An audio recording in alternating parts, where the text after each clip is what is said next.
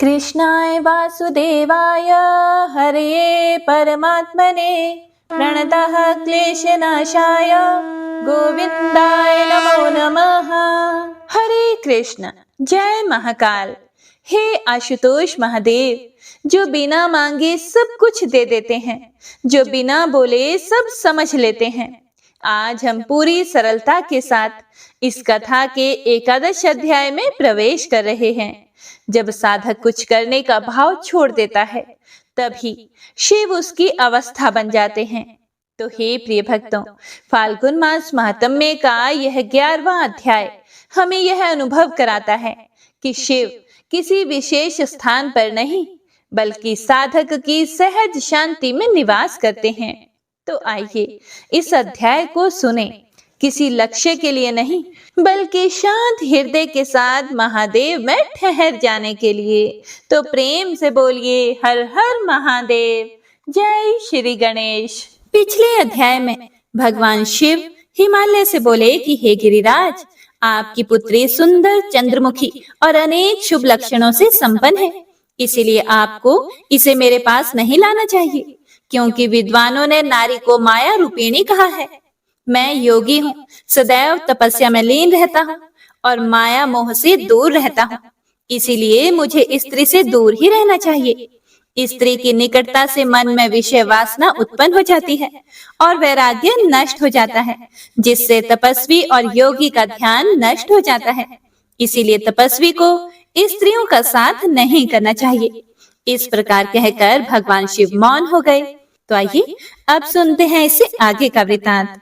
भगवान शंकर के वचन सुनकर पार्वती जी बोली, हे योगीराज, आपने जो कुछ भी मेरे पिता श्री गिरिराज हिमालय से कहा, उसका उत्तर मैं आपको देती हूँ। हे अंतर्यामी, आपने महान तप करने का निश्चय किया है। ऐसा करने का निश्चय आपने शक्ति के कारण ही लिया है। सभी कर्मों को करने की यह शक्ति ही प्रकृति है। प्रकृति ही सबकी सृष्टि, पालन और संहार करती है। हे प्रभु, आप थोड़ा विचार करें, प्रकृति क्या है और आप कौन हैं? यदि प्रकृति ना हो तो शरीर तथा स्वरूप किस प्रकार हो?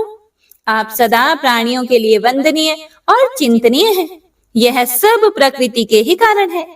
पार्वती जी के वचनों को सुनकर उत्तम लीला करने वाले भगवान शिव हंसते हुए बोले, मैं अपने कठोर तप द्वारा प्रकृति का नाश कर चुका हूँ। अब मैं तत्व रूप में स्थित हूँ। साधु पुरुषों को प्रकृति का संग्रह नहीं करना चाहिए। भगवान शिव के इस प्रकार के वचनों को सुनकर पार्वती देवी हंसती हुई बोली, हे करुणा निधान, कल्याणकारी हे योगीराज, आपने जो कुछ कहा वह प्रकृति नहीं है, तो फिर आप उससे अलग कैसे हो सकते हैं? बोलना या कुछ भी करना अर्थात हमारे द्वारा किया गया हर क्रियाकलाप ही प्रकृति है। हम सदा ही प्रकृति के ही वश में हैं। यदि आप प्रकृति से अलग हैं, तो ना आपको बोलना चाहिए और ना ही कुछ और करना चाहिए, क्योंकि ये कार्य तो प्रकृति के हैं, अर्थात प्राकृत हैं। हे भगवान, आप हंसते, सुनते, खाते, देखते और करते हैं, वह सब भी तो प्रकृति का ही कार्य है। इसीलिए व्यर्थ के वाद विवाद से कोई लाभ नहीं है।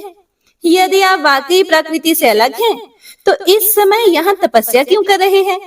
सच तो यह है कि आप प्रकृति के वश में हैं और इस समय अपने स्वरूप को खोजने के लिए ही तपस्या में लीन रहना चाहते हैं।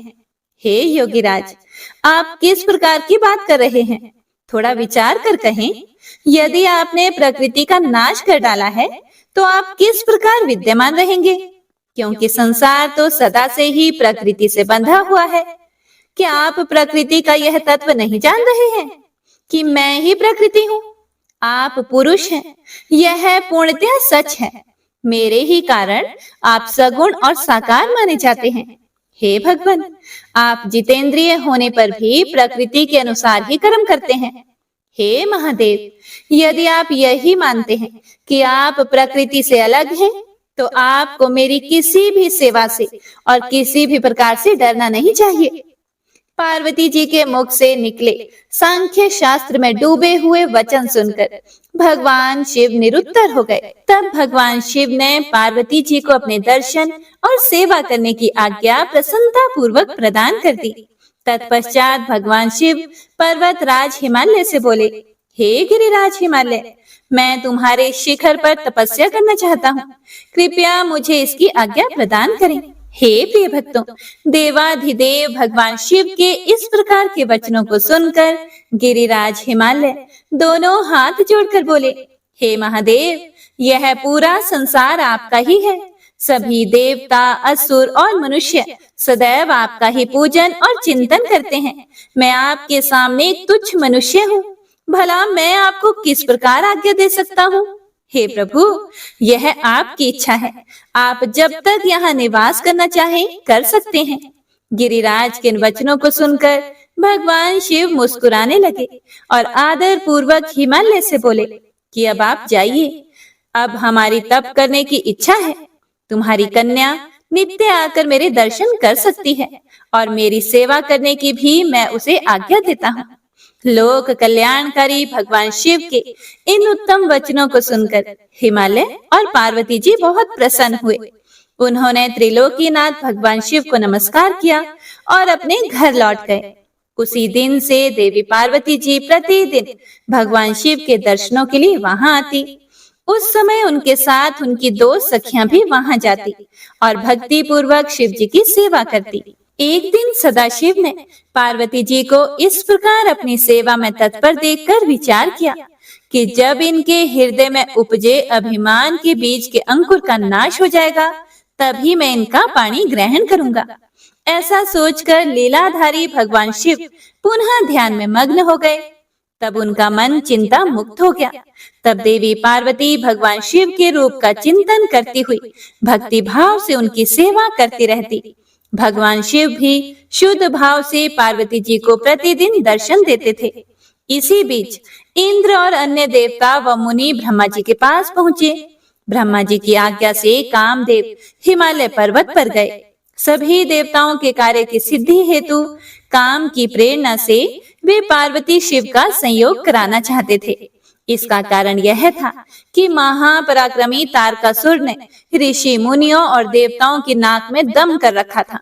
उसका वध करने के लिए उन्हें भगवान शिव जैसे महापराक्रमी और बलवान पुत्र की आवश्यकता थी। कामदेव ने हिमालय के शिखर पर पहुंचकर अनेक यत्न किए, परंतु भगवान शिव काम की माया से मोहित ना हो सके। उन्होंने क्रोध से कामदेव को भस्म कर दिया। अब शक्ति में ही सामर्थ्य थी कि शिव को मोहित करके वे देवताओं की इच्छा को साकार करती। इसीलिए काम के अनंग होने के बाद जन कल्याण के लिए तथा अपने व्रत को पूरा करने के लिए देवी पार्वती ने मन ही मन शिव जी को पति रूप में पाने का दृढ़ निश्चय कर लिया। कठोर तपस्या करके देवी पार्वती ने शिव जी के हृदय को जीत लिया। तब वे दोनों अत्यंत प्रेम से प्रसन्नता पूर्वक रहने लगे और उन्होंने देवताओं के महान कार्य को सिद्ध किया। नारद जी आगे कहने लगे, हे ब्रह्मा जी, ये तारकासुर कौन था जिसने देवताओं को भी पीड़ित किया और उन्हें स्वर्ग से निष्कासित कर दिया और स्वर्ग पर अपना एकाधिकार स्थापित कर लिया? कृपया मुझे इसके विषय में भी बताइए। ब्रह्मा जी बोले, हे नारद मुनि, मरीचि के पुत्र कश्यप मुनि थे। उनकी 13 स्त्रियां थी, जिसमें सबसे बड़ी दीति थी। उससे हिरण्यकश्यपु तथा हिरण्याक्ष नामक 2 पुत्र हुए। हिरण्यकश्यपु तथा हिरण्याक्ष को श्री हरि विष्णु ने वाराह तथा नृसिंह का रूप धारण करके मार दिया था। तब अपने पुत्रों के मर जाने से दुखी होकर दीति ने कश्यप से प्रार्थना की तथा उनकी बहुत सेवा की। उनकी कृपा से दीति पुनः गर्भवती हुई। जब इंद्र को इस बात का पता चला तो उन्होंने दीति के गर्भ में ही उनके बच्चे के छोटे छोटे टुकड़े कर दिए, परंतु दीति के व्रत एवं अन्य भक्ति भाव से बालक को मारने में वे सफल ना हुए।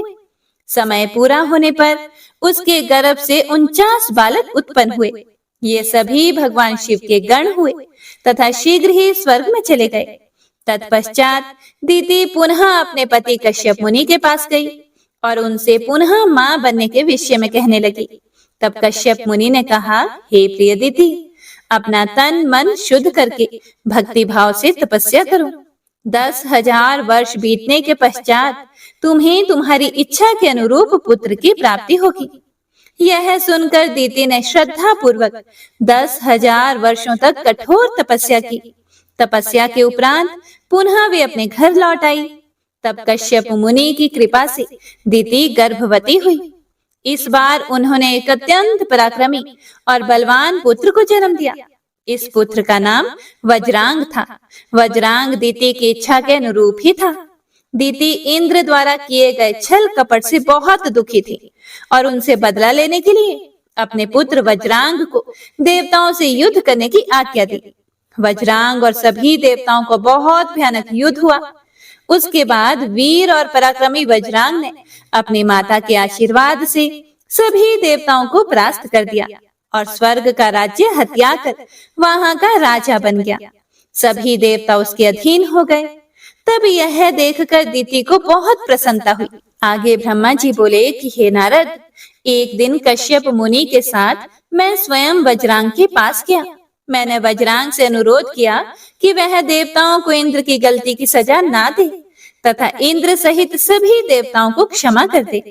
मेरे इस प्रकार कहने पर वज्रांग बोला कि हे ब्रह्मा जी, मुझे राज्य का कोई लोभ नहीं है। मैंने इंद्र की दुष्टता के कारण ही ऐसा किया है।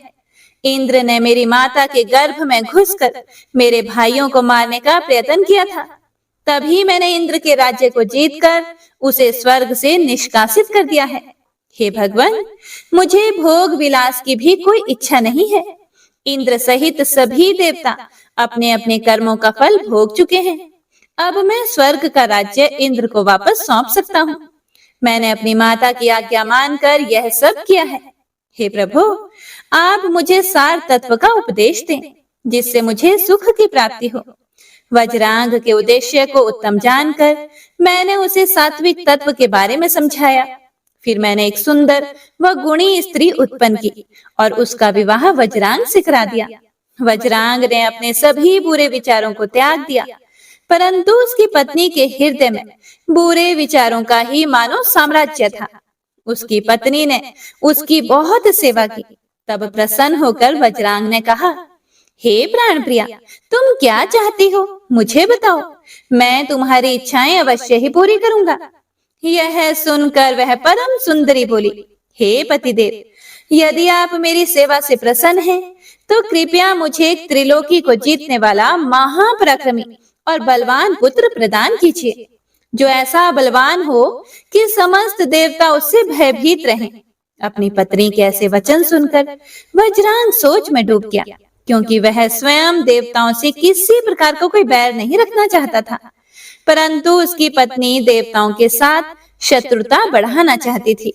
वज्रांग सोचने लगा कि यदि सिर्फ अपनी पत्नी की इच्छा को सर्वोपरि मानकर उसे पूरा कर दिया, तो सारे संसार सहित देवताओं एवं मुनियों को दुख उठाना पड़ेगा, और यदि पत्नी की इच्छा को पूरा नहीं किया तो मैं नरक का भागी बनूंगा।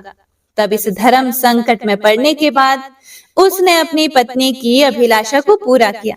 अपनी पत्नी की इच्छा अनुसार पुत्र प्राप्त करने हेतु वज्रांग ने बहुत वर्षों तक कठोर तपस्या की। मुझसे वर प्राप्त करके अत्यंत हर्षित होता हुआ वज्रांग अपनी पत्नी को पुत्र प्रदान करने हेतु अपने लोक में चला गया। ब्रह्मा जी बोले, हे मुनि श्रेष्ठ नारद, कुछ समय के बाद वज्रांग की पत्नी गर्भवती हो गई। समय पूर्ण होने पर उसकी पत्नी ने एक पुत्र को जन्म दिया। वह बालक बहुत लंबा चौड़ा था। उसका शरीर बहुत अधिक विशाल था। वह अत्यंत शक्तिशाली और पराक्रमी था। उसके जन्म के समय सारे संसार में कोहराम मच गया। चारों ओर उपद्रव होने लगे। आकाश में भयानक बिजलियां चमकने लगी। पहाड़ कांपने लगे। सूर्य को राहु ने निगल लिया और चारों ओर अंधकार छा गया। उसके जन्म के समय के ऐसे अशुभ लक्षणों को देखते हुए कश्यप मुनि ने उसका नाम तारक रखा। तारक का जन्म हो जाने पर वज्रांग के घर ही उसका लालन पालन होने लगा और थोड़े ही समय में तारक का शरीर और बड़ा हो गया। वह पर्वत के समान विशाल और विकराल होता जा रहा था और कुछ समय पश्चात तारक ने अपनी माता और पिता वज्रांग से तपस्या करने की आज्ञा मांगी। तब उसके माता पिता ने प्रसन्नता पूर्वक उसको आज्ञा प्रदान की। साथ ही उसकी माता ने उसे यह आदेश भी दिया कि वह देवताओं को अवश्य जीते और उन पर अपना आधिपत्य कर स्वर्ग पर अधिकार कर ले। अपनी माता की आज्ञा पाकर वज्रांग का पुत्र तारक तपस्या करने के लिए मधुवन चला गया। वहां तारक ने ब्रह्मा जी को प्रसन्न करने के लिए कठोर तप करना आरंभ कर दिया। उसने अपने दोनों हाथों को सिर के ऊपर ऊंचा कर लिया और ऊपर की ओर देखने लगा तथा एक पैर पर खड़े होकर एकाग्र मन से 100 वर्ष तक तपस्या करता रहा। उस समय वह केवल जल और वायु से ही अपना जीवन यापन कर रहा था। इस तपस्या के प्रभाव से उसके शरीर से तेज निकलने लगा, जिससे देवलोक जलने लगा। यह देखकर सभी देवता घबरा गए। फिर ब्रह्मा जी स्वयं तारकासुर के पास वरदान देने के लिए गए। फिर ब्रह्मा जी ने तारकासुर से कहा, हे तारक, मैं तुम्हारी इस दुस्सह तपस्या से बहुत प्रसन्न हूँ। तुमने इस प्रकार कठोर तप करके मुझे प्रसन्न किया है। तुम्हारा इसके पीछे क्या प्रयोजन है? निसंकोच मुझे बताओ, मैं तुम्हें अपना मनोवांछित फल अवश्य प्रदान करूंगा। तुम अपनी इच्छा अनुसार वर मांगो। ब्रह्मा जी के इन वचनों को सुनकर तारकासुर उनकी स्तुति करने लगा। फिर वह बोला कि हे विधाता, हे ब्रह्मा जी, अगर आप मेरी तपस्या से प्रसन्न होकर मुझे वरदान देना चाहते हैं तो प्रभु मुझे पहला वर यह दें कि आपके द्वारा बनाई गई इस सृष्टि में मेरे समान कोई भी तेजवान और बलवान ना हो। दूसरा वर यह दें कि मैं अमर हो जाऊं, अर्थात कभी भी मृत्यु को प्राप्त ना हो। तब ब्रह्मा जी ने कहा कि इस संसार में कोई भी अमर नहीं है, इसीलिए तुम इच्छा अनुसार मृत्यु का वर मांगो। तारक ने अहंकार भरी विनम्रता से निवेदन किया कि भगवान, मेरी मृत्यु भगवान शंकर के वीर्य से उत्पन्न बालक के चलाए हुए शस्त्र से ही हो और कोई भी मेरा वध ना कर पाए। ब्रह्मा जी ने तारक को उसके मांगे हुए वर प्रदान कर दिए तथा अपने लोक को वापस लौट आए। वर पाकर तारक बहुत खुश था। वह भी वर प्राप्ति का समाचार देने के लिए अपने घर को चला गया। दैत्यों के गुरु शुक्राचार्य ने तारक को असुरों का राजा बना दिया। अब तारक तारकासुर नाम से प्रसिद्ध हो गया। वह तीनों लोकों पर अपना अधिकार स्थापित करना चाहता था, इसीलिए सबको पीड़ित करके, उनसे युद्ध करके, उन्हें हराकर सबके राज्यों पर अपना अधिकार करता जा रहा था। स्वर्ग के राजा इंद्र ने भी डर कर अपना वाहन ऐरावत हाथी, अपना खजाना और 9 सफेद रंग के घोड़े उसे दे दिए। ऋषियों ने भी डर के मारे कामधेनु गाय तारकासुर को दे दी। इतना ही नहीं, समुद्रों ने भी भयभीत होकर अपने अंदर छिपे सभी अमूल्य रत्न निकालकर तारकासुर को सौंप दिए। तारकासुर के भय से पूरा जगत कांपने लगा था। दैत्यराज तारकासुर ने देवताओं और पितरों के भागों पर भी अपना अधिकार जमा लिया था। उसने इंद्र को युद्ध में हराकर स्वर्ग का सिंहासन भी हासिल कर लिया था। उसने स्वर्ग के सभी देवताओं को वहां से निष्कासित कर दिया, जो अपनी प्राण रक्षा के लिए इधर उधर भटक रहे थे। ब्रह्मा जी बोले, हे नारद, सभी देवता तारकासुर के डर के कारण मारे मारे इधर उधर भटक रहे थे। इंद्र ने सभी देवताओं को मेरे पास आने की सलाह दी। सभी मेरे पास आए। सभी देवताओं ने मुझे हाथ जोड़कर प्रणाम किया और मेरी अनेकों प्रकार से स्तुति करने लगे। अपना दुख दर्द बताते हुए देवता कहने लगे, हे विधाता, हे ब्रह्मा जी, आपने ही तारकासुर को अभय का वरदान दिया है। तभी से तारक त्रिलोकों को जीतकर अभिमानी होता जा रहा है। उसने लोगों को डरा धमका कर उन्हें अपने अधीन कर लिया है। तारकासुर ने स्वर्ग पर भी अपना अधिकार स्थापित कर लिया है और हम सभी को स्वर्ग से निकाल दिया है। हे प्रभु, हमारे दुखों को दूर कीजिए। देवताओं के कष्टों को सुनकर ब्रह्मा जी को बहुत दुख हुआ। फिर ब्रह्मा जी उन्हें सांत्वना देते हुए बोले कि मैं इस संबंध में कुछ भी नहीं कर सकता, क्योंकि तारकासुर के घोर तप से प्रसन्न होकर ही मैंने उसे अतुल्य बलशाली होने का वर प्रदान किया था। परंतु उसने मदांत होकर सभी देवताओं और मनुष्यों को प्रताड़ित किया है और उनकी संपत्तियों पर जबरदस्ती अपना अधिकार कर लिया है। इसीलिए अब आप सभी इस बात से निश्चिंत रहिए कि एक दिन तारकासुर का विनाश अवश्य ही होगा। उसकी मृत्यु जरूर होगी, पर इस समय हम विवश हैं। इस समय तारक को मैं, विष्णु जी और शिव जी, इन तीनों में से कोई भी नहीं मार सकता, क्योंकि उसने मुझसे वर पाया है कि उसका वध शिव जी के वीर्य से उत्पन्न उनके पुत्र के द्वारा ही हो सकता है। इसीलिए तुम सबको शिव जी के विवाह के पश्चात उनके पिता बनने तक प्रतीक्षा करनी ही पड़ेगी। प्रतीक्षा के अलावा अन्य कोई भी उपाय संभव नहीं है। यह सुनकर इंद्र सहित सभी देवता असमंजस में पड़ गए तथा पूछने लगे कि हे प्रभु, महादेव जी की प्रिय पत्नी सती ने तो अपना शरीर योगाग्नि में नष्ट कर दिया है, अब वे कैसे किससे विवाह करेंगे और यह कैसे संभव हो सकेगा? तब ब्रह्मा जी ने उन्हें बताया कि प्रजापति दक्ष की पुत्री और त्रिलोकीनाथ शिव जी की प्राण वल्लभा सती हिमालय पत्नी मैना के गर्भ से जन्म लेकर बड़ी हो गई है। उनका नाम पार्वती है।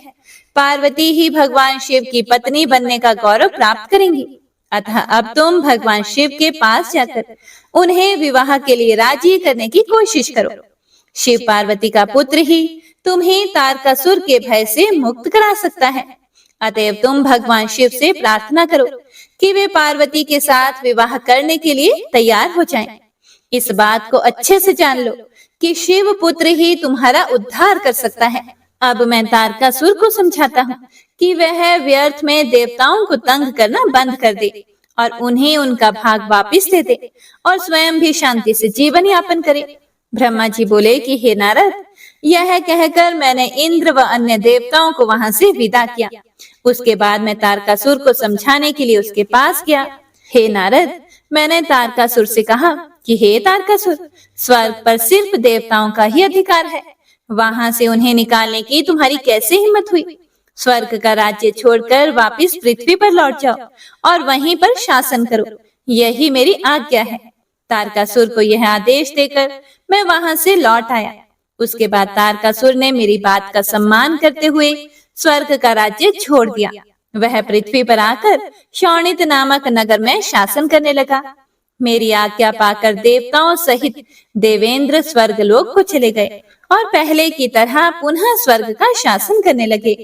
ब्रह्मा जी बोले कि हे नारद, स्वर्ग में सब देवता मिलकर सलाह करने लगे कि किस प्रकार से भगवान रुद्र काम से सम्मोहित हो सकते हैं।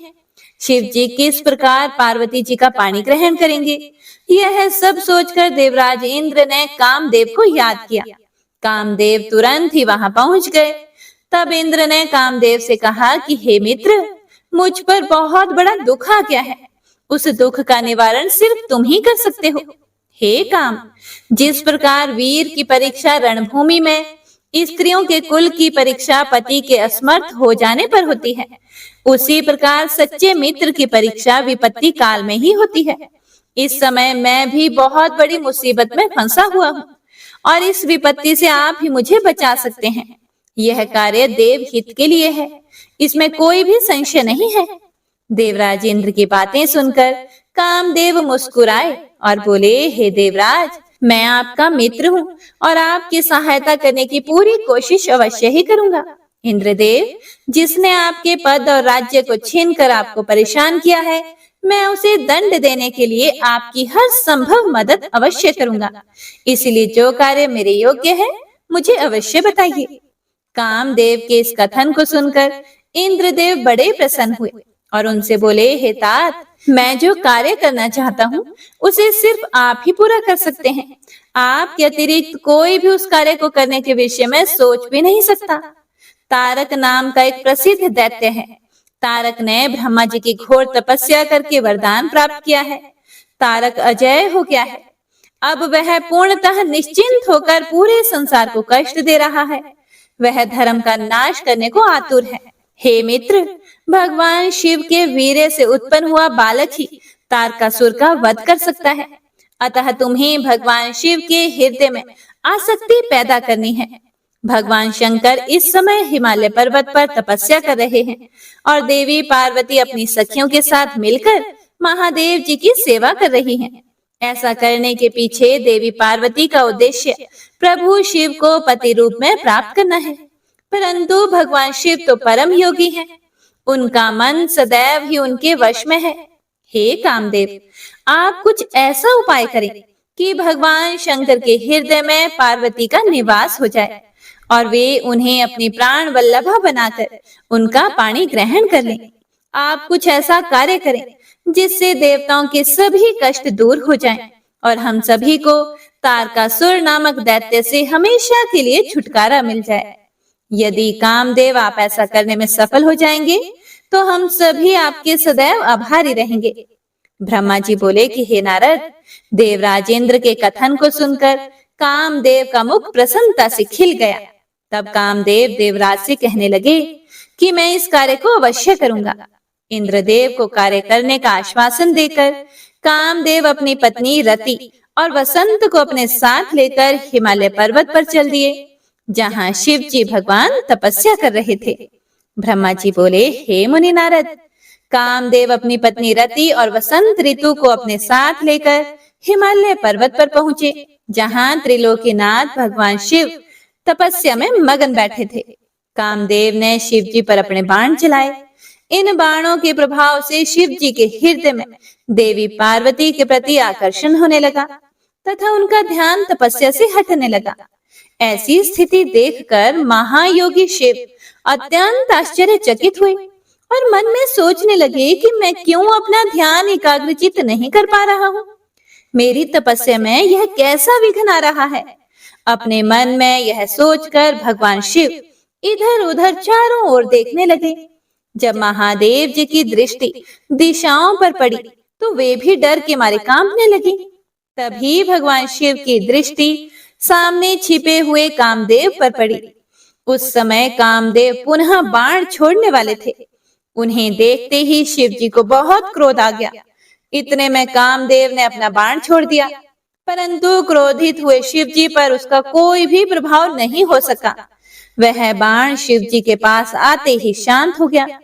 तब अपने बाण को बेकार हुआ देखकर कामदेव डर से कांपने लगे और इंद्र आदि देवताओं को याद करने लगे। सभी देवतागण वहां पहुंचे और महादेव जी को प्रणाम करके उनकी भक्ति भाव से स्तुति करने लगे। जब देवतागण उनकी स्तुति कर ही रहे थे, तभी भगवान शिव के मस्तक के बीचों बीच स्थित तीसरा नेत्र खुला और उसमें से आग निकलने लगी। वह आग आकाश में ऊपर उड़ी और अगले ही पल पृथ्वी पर गिर पड़ी, फिर चारों ओर गोले में घूमने लगी। इससे पहले कि इंद्रदेव या अन्य देवता भगवान शिव से क्षमा याचना कर पाते, उस आग ने वहां खड़े कामदेव को जलाकर भस्म कर दिया। कामदेव के मर जाने से देवताओं को बड़ी निराशा और दुख हुआ। वे यह देखकर बड़े व्याकुल हो गए कि कामदेव उनकी वजह से ही शिव जी के क्रोध का भागी बना। कामदेव के अग्नि में जलने का दृश्य देखकर वहां उपस्थित देवी पार्वती और उनकी सखियां भी अत्यंत भयभीत हो गई। उनका शरीर जड़ हो गया, जैसे शरीर का खून सफेद हो गया हो। देवी पार्वती अपनी सखियों के साथ तुरंत अपने घर की ओर चली। कामदेव की पत्नी रति तो मूर्छित होकर गिर पड़ी। मूर्छा टूटने पर वह जोर जोर से विलाप करने लगी कि अब मैं क्या करूं, कहां जाऊं। देवताओं ने मेरे साथ बहुत बुरा किया, जो मेरे पति को यहाँ भेजकर शिव जी के क्रोध की अग्नि में भस्म करा दिया। हे स्वामी, हे प्राण प्रिय, ये आपको क्या हो गया। इस प्रकार देवी रति रोती बिलखती हुई अपने सिर के बालों को जोरों से नोचने लगी। उनके करुण क्रंदन को सुनकर समस्त चराचर जीव भी अत्यंत दुखी हो गए। उसके बाद इंद्रादि देवता वहां देवी रति को धैर्य देते हुए उन्हें समझाने लगे। देवता बोले, हे देवी, आप अपने पति कामदेव के शरीर की भस्म का थोड़ा सा अंश अपने पास रख लो और अनावश्यक भय से मुक्त हो जाओ। त्रिलोकीनाथ करुणा निधान शिव जी अवश्य ही कामदेव को पुनः जीवित कर देंगे। तब तुम्हें पुनः कामदेव की प्राप्ति हो जाएगी। वैसे भी संसार में सब कुछ पूर्व निश्चित कर्मों के अनुसार ही होता है, इसीलिए आप दुख को त्याग दें, भगवान शिव अवश्य ही कृपा करेंगे। इस प्रकार देवी रति को अनेक आश्वासन देकर सभी देवता शिव जी के पास गए और उन्हें प्रणाम करते हुए बोले कि हे भक्तवत्सल, भगवान आप कामदेव के ऊपर किए हुए अपने क्रोध पर पुनः विचार अवश्य कीजिए। कामदेव यह कार्य अपने लिए नहीं कर रहे थे। इसमें उनका निजी स्वार्थ कतई नहीं था। हे भगवान, हम सभी तारकासुर के सताए हुए थे। उसने हमारा राज्य छीनकर हमें स्वर्ग से निष्कासित कर दिया था। इसीलिए तारकासुर का विनाश करने के लिए ही कामदेव ने यह कार्य किया था। आप कृपा करके अपने क्रोध को शांत करें और रोती बिलखती कामदेव की पत्नी रति को समझाने की कृपा करें, उसे सांत्वना दें। अन्यथा हम यही समझेंगे कि आप हम सभी देवताओं और मनुष्यों का संहार करना चाहते हैं। हे प्रभु, कृपा कर रति का शोक दूर करें। तब सदाशिव बोले, हे देवगणों, हे ऋषियों, मेरे क्रोध के कारण मैंने कामदेव को अपने तीसरे नेत्र से भस्म कर दिया है। जो कुछ हो गया है उसको अब बदला नहीं जा सकता, परंतु कामदेव का पुनर्जन्म अवश्य होगा। जब विष्णु भगवान श्री कृष्ण का अवतार लेंगे और रुक्मणी को अपनी पत्नी के रूप में स्वीकारेंगे, तब देवी रुक्मणी के गर्भ से श्री कृष्ण के पुत्र के रूप में कामदेव जन्म लेंगे। उस समय कामदेव प्रद्युम्न नाम से जाने जाएंगे। प्रद्युम्न के जन्म के तुरंत बाद ही शंबर नाम का एक असुर उसका अपहरण कर लेगा और उसे समुद्र में फेंक देगा। रति, तब तक तुम्हें शंबर के नगर में ही निवास करना होगा। वहीं पर तुम्हें अपने पति कामदेव की प्रद्युम्न के रूप में प्राप्ति होगी। वहीं पर प्रद्युम्न के द्वारा शंबरासुर का वध होगा। भगवान शिव की बात सुनकर देवताओं ने प्रसन्नता पूर्वक उन्हें प्रणाम किया और बोले, हे देवाधिदेव महादेव, आप कामदेव को जीवन दान दें और कामदेव के पुनर्जन्म तक देवी रति के प्राणों की रक्षा करें। देवताओं की यह बात सुनकर करुणा निधान भगवान शिव ने कहा कि मैं कामदेव को अवश्य ही जीवित कर दूंगा। वह मेरा गण होकर आनंद पूर्वक जीवन व्यतीत करेगा। अब तुम सब निश्चिंत होकर अपने अपने धाम को जाओ। ऐसा कहकर महादेव जी भी वहां से अंतर ध्यान हो गए। उनके कहे वचनों से देवताओं की सभी शंकाएं दूर हो गई। उसके बाद देवताओं ने कामदेव की पत्नी रति को अनेकों आश्वासन दिए और फिर अपने धाम को चले गए। देवी रति भी शिवाज्ञा के अनुसार शंबर नगर को चली गई और वहां पहुंचकर अपने प्रियतम के प्रकट होने की प्रतीक्षा करने लगी। ब्रह्मा जी बोले, हे नारद जी, जब भगवान शंकर ने अपना तीसरा नेत्र खोलकर उसकी अग्नि से कामदेव को भस्म कर दिया, तो इस त्रिलोक के सभी चराचर जीव डर के मारे कांपने लगे और भय मुक्ति और महादेव जी के क्रोध को शांत कराने के लिए मेरे पास बड़ी आशा के साथ आए। उन्होंने मुझे अपने कष्टों और दुखों से अवगत कराया। तब सब कुछ जानकर मैं भगवान शंकर के पास पहुंचा।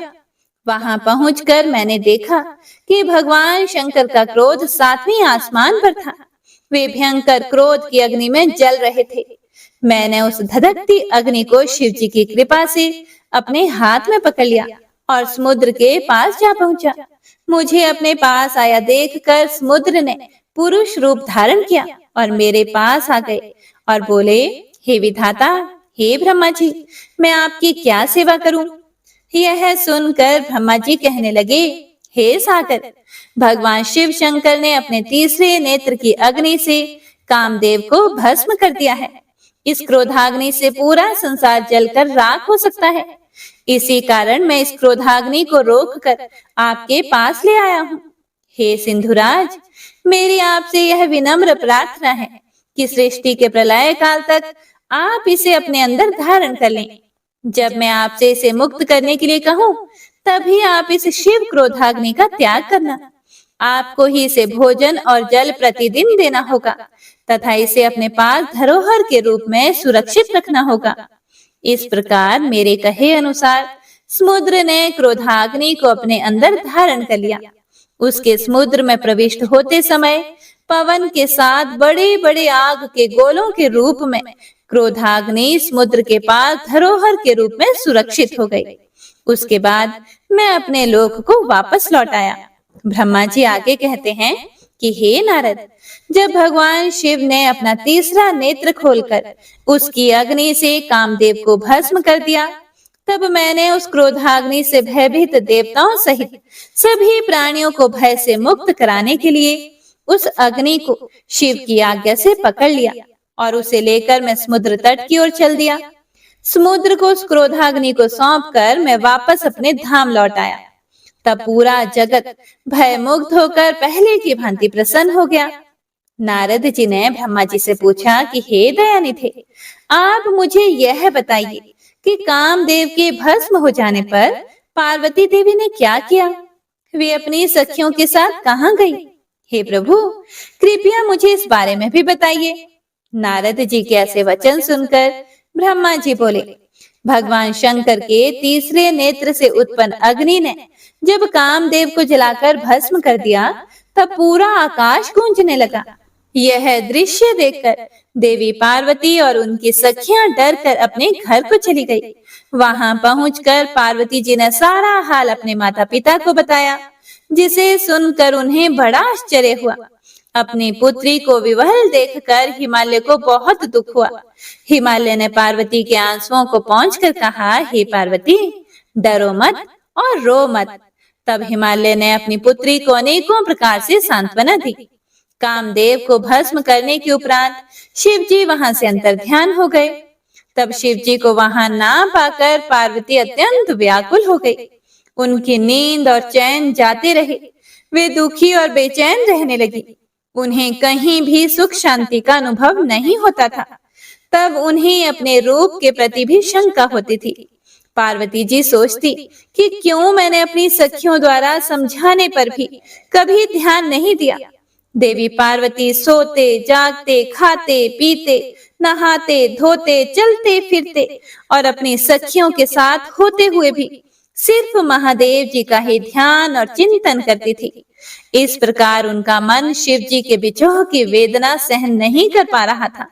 वे शारीरिक रूप से अपने पिता के घर में थी और हृदय से भगवान शंकर के पास ही रहती थी।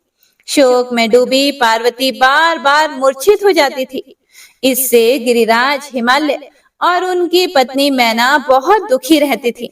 वे पार्वती को समझाने की बहुत कोशिश करते थे, परंतु पार्वती का ध्यान शिव जी की ओर से जरा भी नहीं हटता था।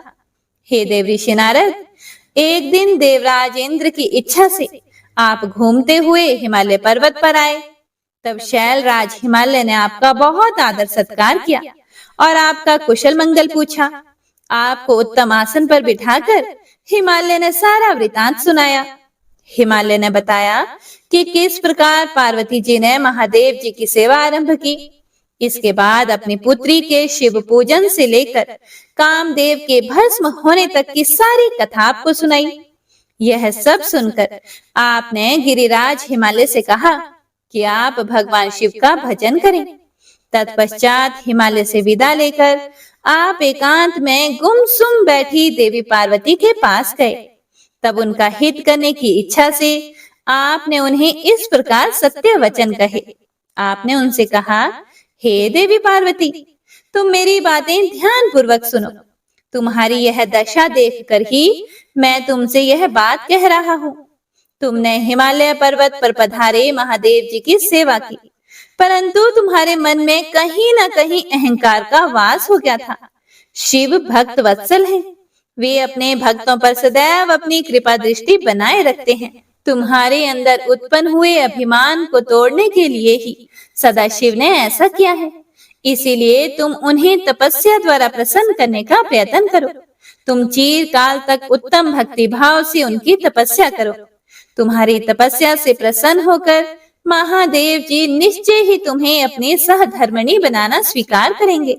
यही शिव जी को पति रूप में प्राप्त करने का एकमात्र साधन है। हे नारद जी, आपकी यह बात सुनकर देवी शिवा हर्षित होते हुए इस प्रकार बोली, हे मुनि श्रेष्ठ, आप सब कुछ जानने वाले तथा इस जगत का उपकार करने वाले हैं। इसीलिए आप शिव जी की आराधना के लिए मुझे कोई मंत्र प्रदान करें।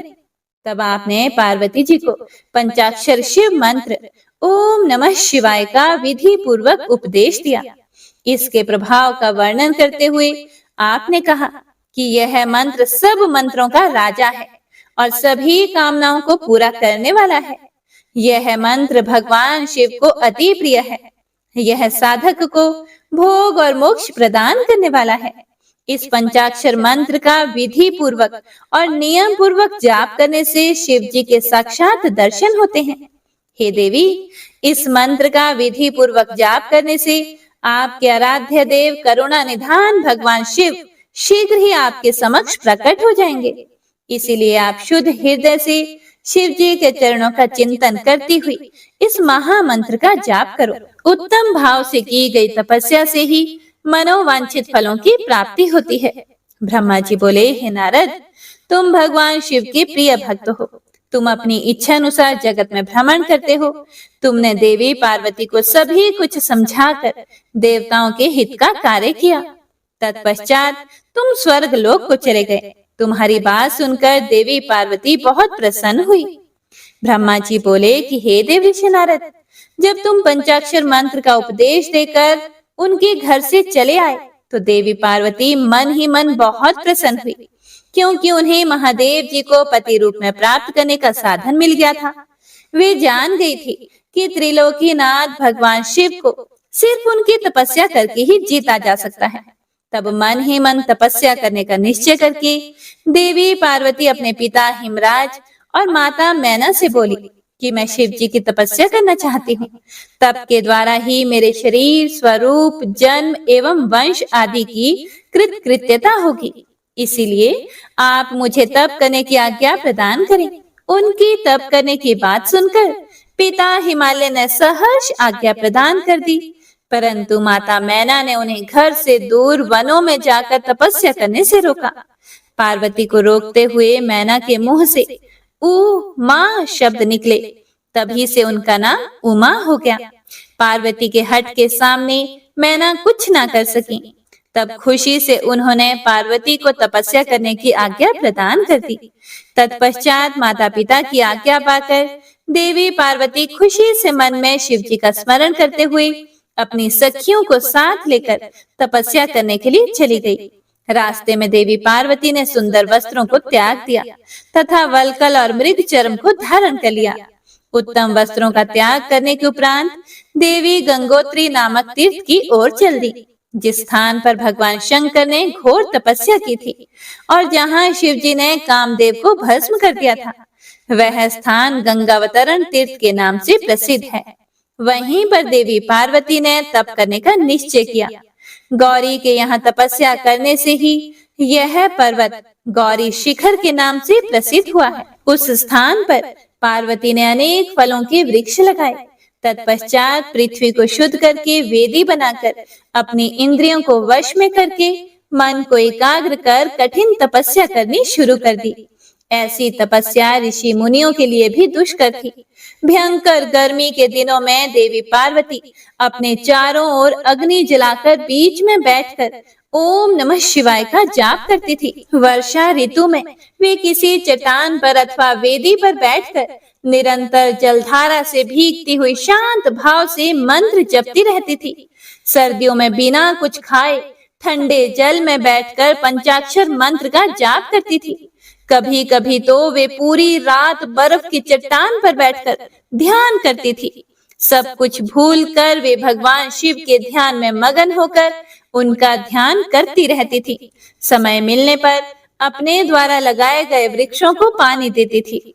शुद्ध हृदय वाली देवी पार्वती आंधी, तूफान, कड़ाके की सर्दी, मूसलाधार वर्षा तथा तेज धूप की परवाह किए बगैर निरंतर मनोवांछित फलों के दाता भगवान शिव का ध्यान करती रहती थी। उन पर अनेक प्रकार के कष्ट आए, परंतु उनका मन शिव जी के चरणों में ही लगा रहा। तपस्या के पहले वर्ष में उन्होंने केवल फलाहार किया। दूसरे वर्ष में वे केवल पेड़ के पत्तों को ही खाती थी। इस प्रकार तपस्या करते करते अनेकानेक वर्ष बीत गए। देवी पार्वती ने सब कुछ खाना पीना छोड़ दिया था। अब वे केवल निराहार रहकर ही शिव जी की आराधना करती थी। तब भोजन हेतु पर्ण का भी त्याग कर देने के कारण देवताओं ने उन्हें अपर्णा नाम दिया। तत्पश्चात देवी पार्वती एक पैर पर खड़ी होकर ओम नमः शिवाय का जाप करने लगी। उनके शरीर पर वल्कल वस्त्र थे तथा मस्तक पर जटाएं थी। इस प्रकार उस तपोवन में भगवान शिव की तपस्या करते करते 3000 वर्ष बीत गए। 3000 वर्ष बीत जाने पर देवी पार्वती को चिंता सताने लगी। वे सोचने लगी कि क्या इस समय महादेव जी यह नहीं जानते कि मैं उनके लिए ही तपस्या कर रही हूँ? फिर क्या कारण है कि वे मेरे पास अभी तक नहीं आए? वेदों की महिमा तो यही कहती है कि भगवान शंकर सर्वज्ञ, सर्वात्मा, सब कुछ जानने वाले, सभी ऐश्वर्यों को प्रदान करने वाले, सबके मन की बातों को सुनने वाले, मनोवांछित वस्तु प्रदान करने वाले तथा समस्त दुखों को दूर करने वाले हैं। तब क्यों वे अपनी कृपा दृष्टि से मुझ दीन को कृतार्थ नहीं करते? मैंने अपनी सभी इच्छाओं और कामनाओं को त्याग कर अपना ध्यान भगवान शिव में लगाया है। भगवान, यदि मैंने पंचाक्षर मंत्र का भक्ति पूर्वक जाप किया हो तो महादेव जी आप मुझ पर प्रसन्न हो। इस प्रकार हर समय पार्वती शिव जी के चरणों के ध्यान में ही मगन रहती थी। जगदम्बा माँ का साक्षात अवतार देवी पार्वती की वह तपस्या परम आश्चर्यजनक थी। उनकी तपस्या सभी को मुग्ध कर देने वाली थी। उनके तप की महिमा के फलस्वरूप प्राणी और जानवर उनके ध्यान में बाधा नहीं बनते थे। उनकी तपस्या के परिणाम स्वरूप वहां का वातावरण बड़ा मनोरम हो गया था। वृक्ष सदा फलों से लदे रहते थे। विभिन्न प्रकार के सुंदर सुगंधित फूल हर समय वहां खिले रहते थे। वह स्थान कैलाश पर्वत की सी शोभा पा रहा था तथा पार्वती जी की तपस्या की सिद्धि का साकार रूप बन गया था। श्री शिवाय नमस्तुभ्यम। हे प्रिय भक्तों, तो आज की महात्म्य कथा में बस इतना ही।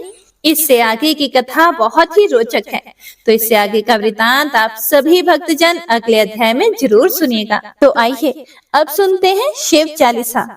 जय गणेश गिरिजा सुवन, मंगल मूल सुजान, कहत अयोध्या दास तुम, देहु अभय वरदान। जय गिरिजापति दीन दयाला, सदा करत संतन प्रतिपाला। भाल चंद्रमा सोहत नीके, कानन कुंडल नागफनी के। अंग गौर शीर गंग बहाए, मुंड माल तन चार लगाए। वस्त्र खाल बागंबर सोहे, छवि को देखी नागमन मोहे। मैना मातु की हवे दुलारी, बाम अंग सोहत छवि न्यारी। कर त्रिशूल सोहत छवि भारी, करत सदा शत्रुन क्षयकारी। नंदी गणेश सोहे तह जैसे, सागर मध्य कमल है जैसे। कार्तिक श्याम और गणराव, या छवि को कही जात न काओ। देवन जब ही जाए पुकारा, तभी दुख प्रभु आप निवारा। किया उपद्रव तारक भारी, देवन सब मिली तुम ही जुहारी। तुरत षडानन आप पठायो, लव निमेष महामारी गिरायो। आप जलंधर असुर सहारा, सुयश तुम्हार विदित संसारा। त्रिपुरासुर सन युद्ध मचाई, सबही कृपा कर लीन बचाई। किया तप ही भागीरथ भारी, पूरब प्रतिज्ञा तासु पुरारी। दानिन मह तुम सम कोई नाही, सेवक स्तुति करत सदाही।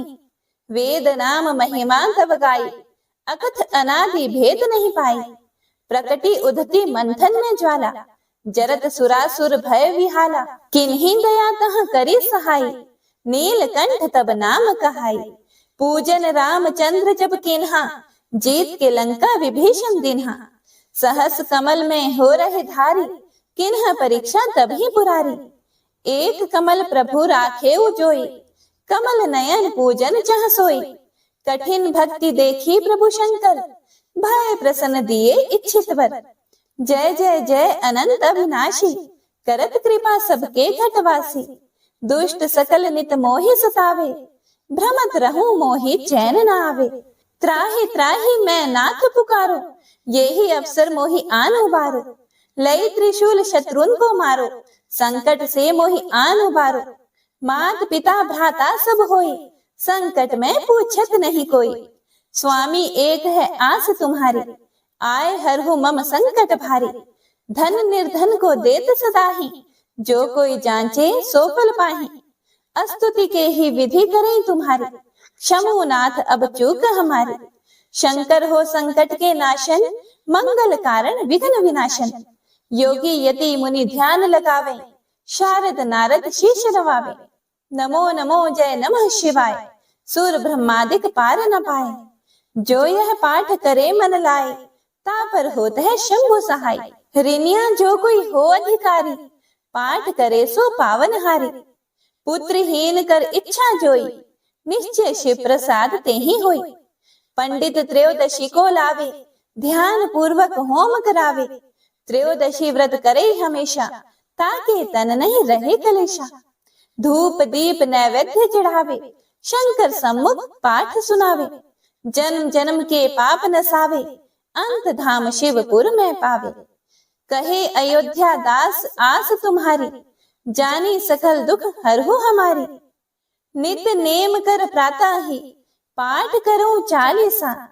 तुम मेरी मनोकामना, पूर्ण करो जगदीश। मगसर छठी हेमंत ऋतु, संवत 64 जान। अस्तुति चालीसा, शिव ही पूर्ण केल कल्याण।